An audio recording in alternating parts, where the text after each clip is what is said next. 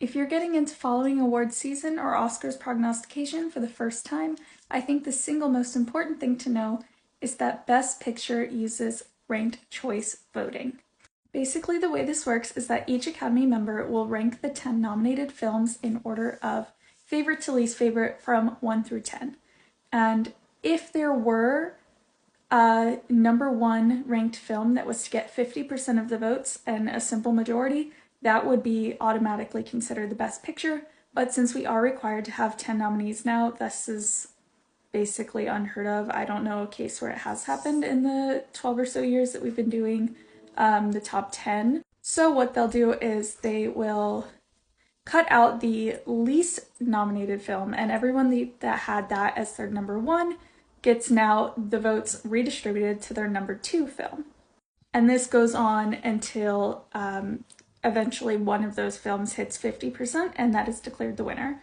So this matters because in years where there is not a clear frontrunner two-dog race like there was, say, last year with Power of the Dog and Coda, we might see a film that is not necessarily anyone's favorite, but a lot of people's second or third favorites come into that first place and end up winning. So I personally think this is probably how a movie like Green Book wins.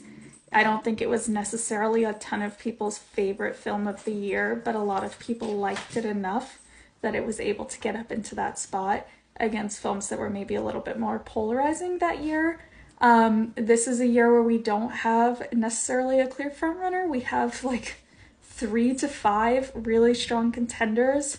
So I know that like people are really, really passionate about everything everywhere, as they should be. People are really passionate about Top Gun. Me too.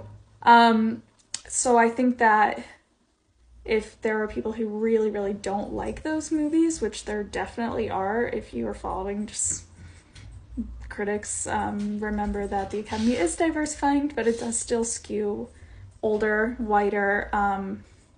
We might end up seeing a movie like Banshees or even Elvis or The Fabelmans that is in a lot of second or third place end up moving into that top spot. We'll know more after the SAG Awards, but something to keep in mind if this is of interest to you.